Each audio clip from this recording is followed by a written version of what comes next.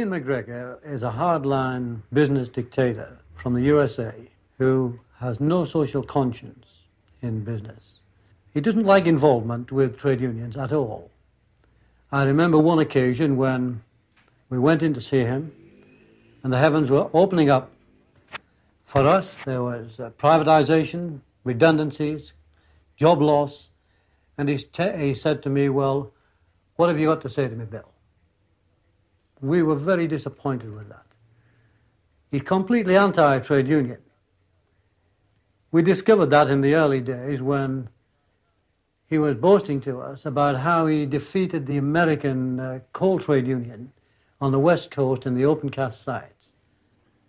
I don't like what he's doing, but he's a very, very determined man, and he showed this very, very clearly during that period at Saltley. Arthur Scargill, he knows where to be at the right time. He knows where not to be at the right time.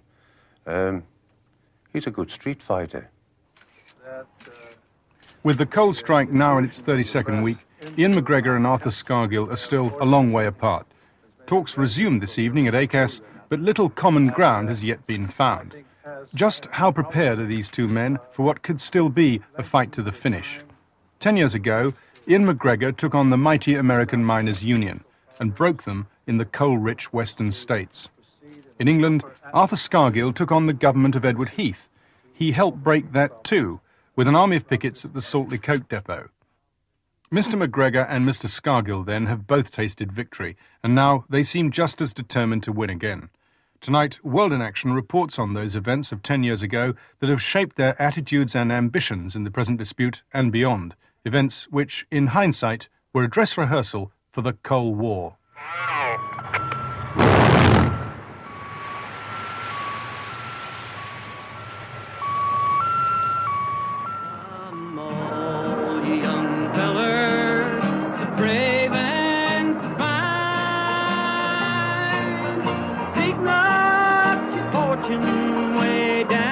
Unlike Britain, coal mines in the United States are owned by private companies. But, as in Britain, the management hasn't always seen eye to eye with the miners. 10 years ago, one coal owner settled a dispute with a ferocity which even in America was considered extreme.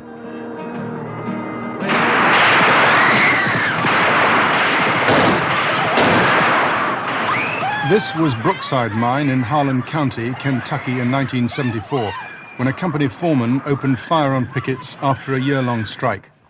The miners had gone on strike because the company would not employ them after they voted to join the United Mine Workers of America.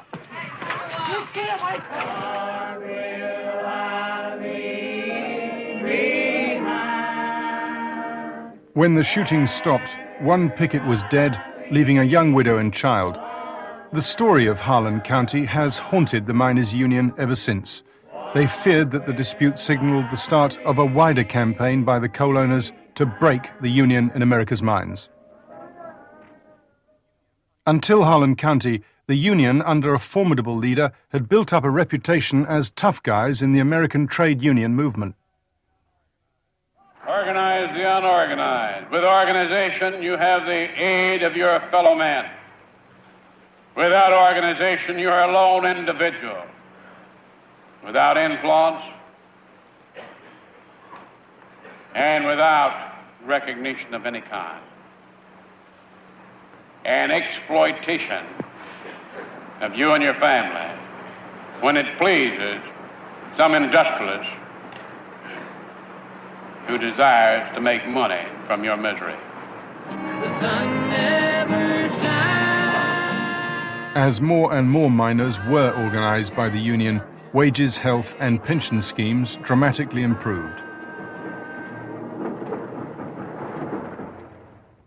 By the mid-70s, some American coal companies thought the pendulum had swung too far the union's way, none more so than the giant Amex Corporation of Greenwich, Connecticut.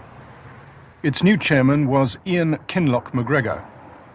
Exuding a tough self-confidence that Americans describe as a heavy, hands-on management style, McGregor launched Amex into the coal mining business. In 1972, he opened what is today America's third richest mine. Let me get you out there, Sarge. Fire.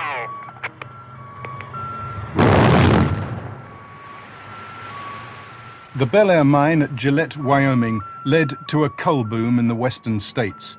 Its vast potential was not lost on Ian McGregor, but he saw a problem.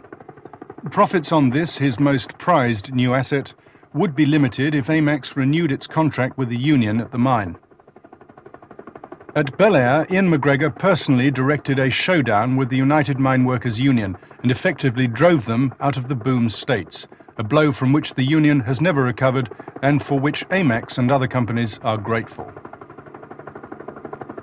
I believe that Amex wanted to capitalize on that boom, and they wanted a workforce of which they could have under their thumb.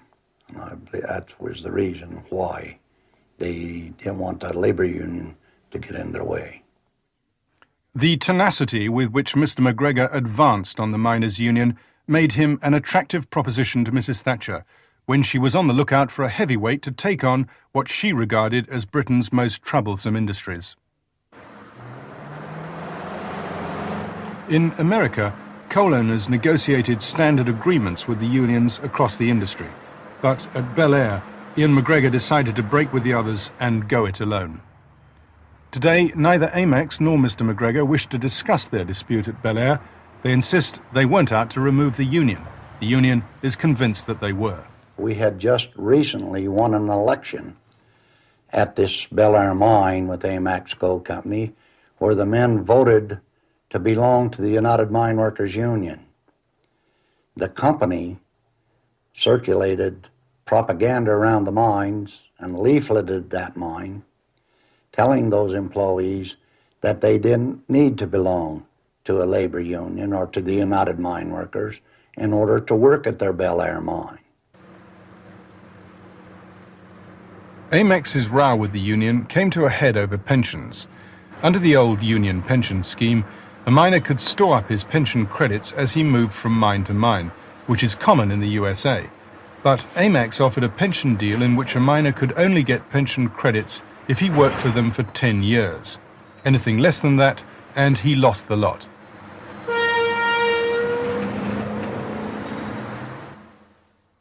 In January 1975, the miners at Bel Air went on strike. They rejected Amex's final offer on health, pensions, safety and promotion, their resistance hardened by the memory of the Harlan County killing just a few months before. By British standards, their picket was a tame affair. Gillette has never been a hotbed of militant trade unionism. It is not exactly South Yorkshire. Blonde-haired, blue-eyed Tammy Jones is 17 years old and enjoys cheering. Gillette is a small all-American town in the back of beyond. Wealthy and secure with her Good career. job, Tammy. Thank you. Gillette is a far cry from the billion-dollar world of Dallas, but it's a conservative town of which Ronald Reagan would be proud. It was here that Amex launched an aggressive back-to-work campaign. They sent out letters informing us that if we didn't come back to work when they demanded that we did, that we would be replaced, we would be without a job. And I have the letter here that they sent me ordering me back to work, and it says that they intended to open that mine with or without union people. And it also says that those employees who have not returned to work by the time that we have completed the hiring and replacement process will be permanently displaced. They wanted a majority of non-union people in that coal mine, which they eventually got. And after they got that, then those of us still on strike received letters that said this: please be advised that as of this date, your former job with Amex Coal Company, the Bel Air mine, has been posted for bid and will be filled by our present employees. Those were non-union employees. To ensure that the mine got back to work with non-union men, Mr. McGregor hired a security firm with a reputation for strike busting, the Wackenhut Corporation. Named the Emergency Protection Services Unit, it provides the kind of service that might raise a few eyebrows in Britain. Normally we work in conjunction with the local law enforcement agencies. They will start to move the people through the picket lines, and we will immediately pick them up as they get to the perimeter of the facility and bring them on in and protect them during the working day. The security personnel are basically the eyes and ears of management. They're there to report and, again, protect the property. They're not there to get involved in the labor disturbance per se, but simply to report. Now, how do they act as the eyes and ears of management, and how do they protect the property? Again, looking specifically for illegal picketing, sabotage, miscellaneous mischief. These are all reported and again turned into the management strike team, if you will, or strike committee. During our picketing, they would come down with all the guards and the cameras, and they would converse with us and cause us the conversations that we had with them. They would take it all down and take pictures and go back and narrate it and use it to take us to court and get restraining orders and limit the amount of pickets and so on and so forth. They tried to intimidate us with guns, revolvers that they carried in the vehicles. Anything they could do to cause confusion. There was no violence. No one was ever hit in the eye or anything like that. The Whacking Hut boys wanted us definitely to know that they were armed, that they were tough, but company policy was that there were no arms on the location. They didn't want the public to know or believe that they would use arms. How disciplined are your men? I mean, isn't there a danger that because they work for a private company, they might not be as disciplined as the police, who themselves aren't always that disciplined anyway? Well, I mentioned before the mustering of 100 to 300 trained personnel. These are people who have been on 6 to 8 strikes. We in the Whacking Hut Corporation have trained strike coordinators who, together with my 7 or 8 of them, have done 500 major strikes over the last 10 years. They're disciplined.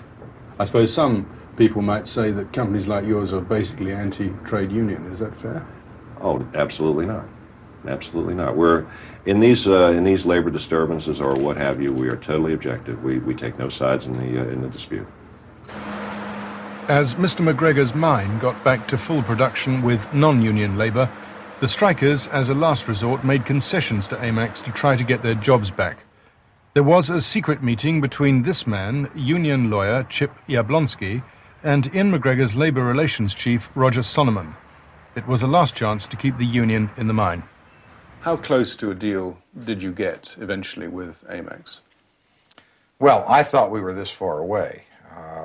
With Roger Sonneman coming to Washington, everyone knew that he had the ear of Ian McGregor. He would not have been there without McGregor's authorization. We had nailed down virtually every issue, save, as I mentioned, this returning of the strikers to work.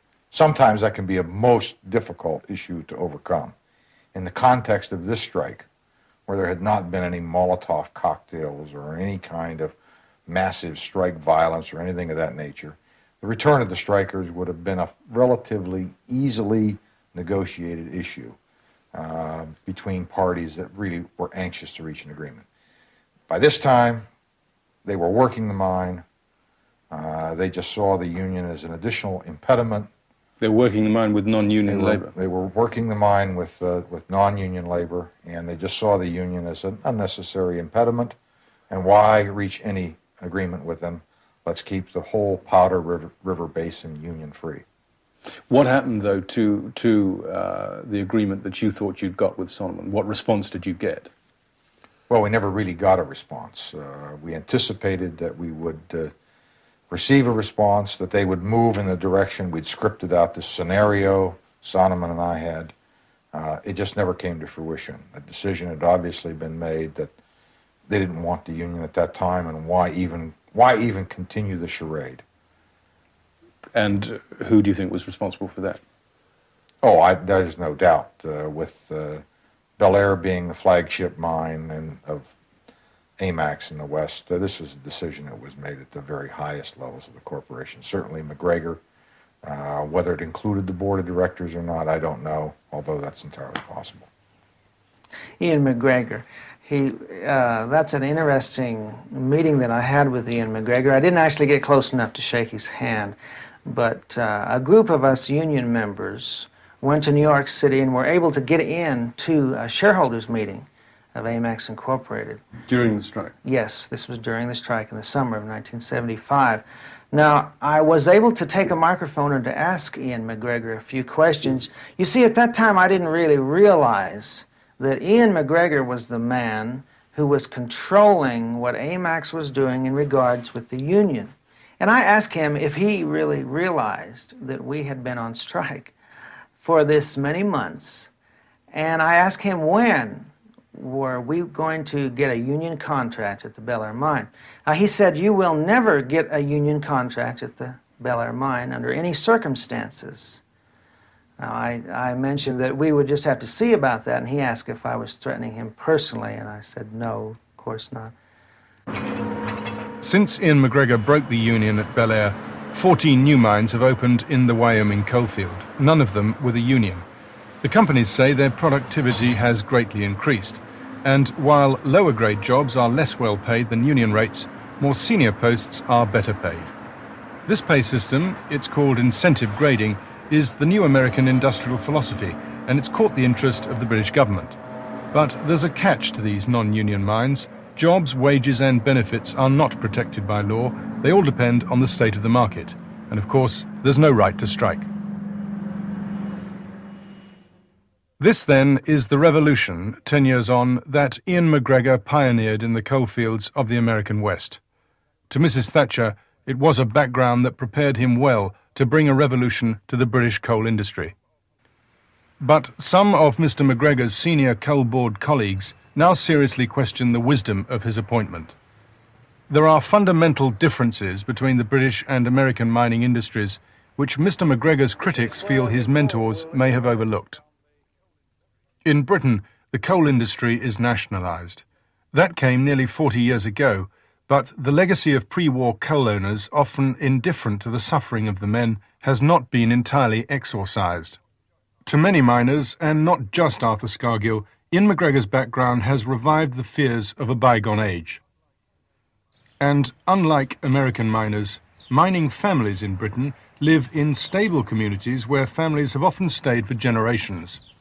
Some of Mr. McGregor's coal board colleagues feel that he seems to have little grasp of the stress that breaking up mining communities can cause. And then there is his failure, at least so far, to outmaneuver the man from Barnsley who simply won't go away. Can you work with Mr. Scargill? I've no idea. I haven't even tried. The question is, can he work with me? As national president of this union, I'll tell you the terms. No pit closures, no...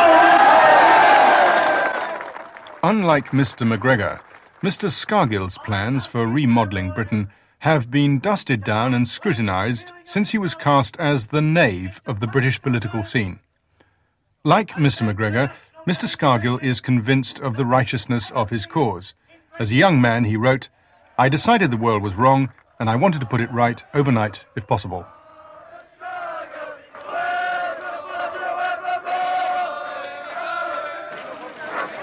The closing of the gates at Saltley Coke Depot shut off the last supply of fuel to industry in the miners' strike of 1972. This was the moment that Arthur Scargill's appetite for bringing down Conservative governments was whetted. It marked the beginning of the end for Edward Heath. What did it feel like? Absolutely magnificent. All that I've ever stood for in the British trade union movement suddenly came to a head on this day. And the trade unionists of Birmingham proved a point that once they're stamped solidly together, nothing on earth can move them. A magnificent feeling. No, we don't want to ring him at all. If he wants a load of coke from here, all he's got to do is to get the appropriate documentation from the local authority. Otherwise, we know it's not true. We know he's kidding. The Saltley blockade began in earnest when Mr. Scargill and 400 flying pickets arrived from Barnsley. The man who had spotted the coke lorries leaving the depot was a close and lifelong political friend of the Scargill family, Frank Waters. Mr. Waters called for pickets at the depot, but he didn't expect Mr. Scargill to send them quite so soon. The biggest headache was this: what do you do with 400 on a Saturday night? I thought he was mad. His reply to me when I said he was mad, he says, "Comrade, you asked for them, I'm delivering them. Bed and breakfast, look after them." And then, of course, early morning, Scargill arrives like the general.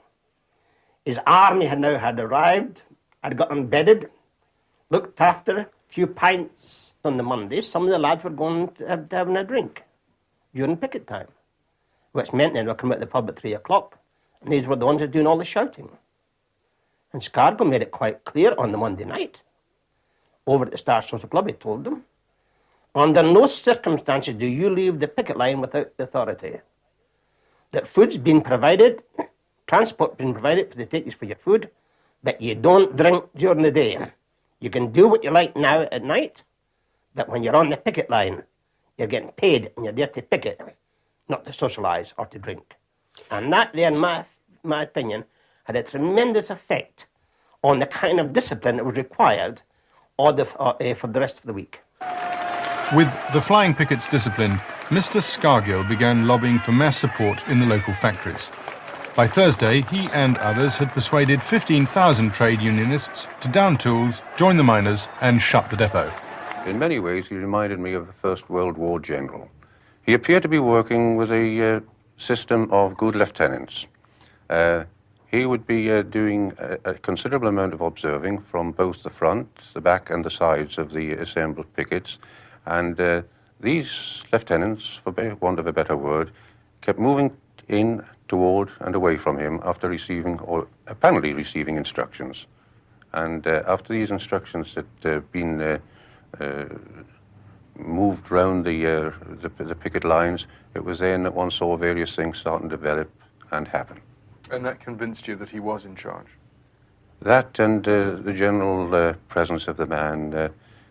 He was in charge. He knew it. We knew it. He obviously enjoyed the triumph. He obviously enjoyed making the speech to the pickets.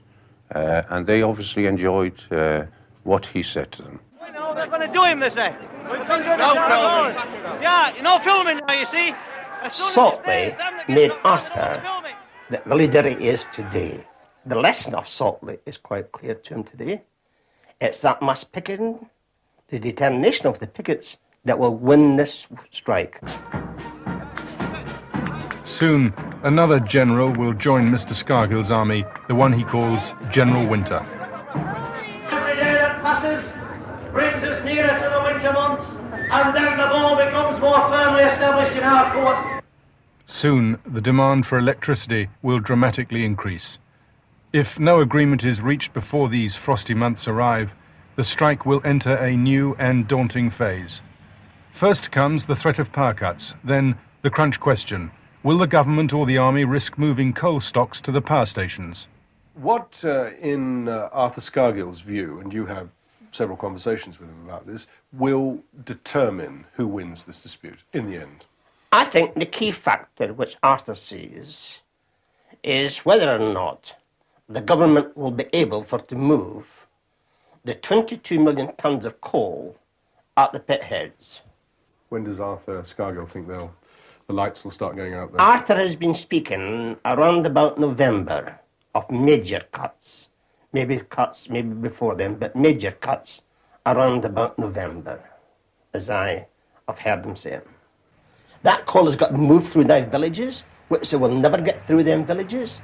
And therefore, what happened at Saltley, I think will give them that kind of confidence that once the call is made, Scargill will be among them, not just telling them what to do. He'll be among them if need be, like he was at Saltley, like he's been on the right through the strike. He will be not one of the generals who will sit in St. James's House in Sheffield, drawing the plans up and getting directions. Scargill will be on that picket line, ensuring that coal's not moved. Is he afraid of physical violence himself? Well, like all leaders, or good leaders, I would say, revolutionary leaders, I don't think personal safety is a factor. Because if it was a factor, then Scargill would have given up. This was Orgreave, Yorkshire, last summer. The hatred between the pickets and the police ran deeper than at Saltley, the results much uglier.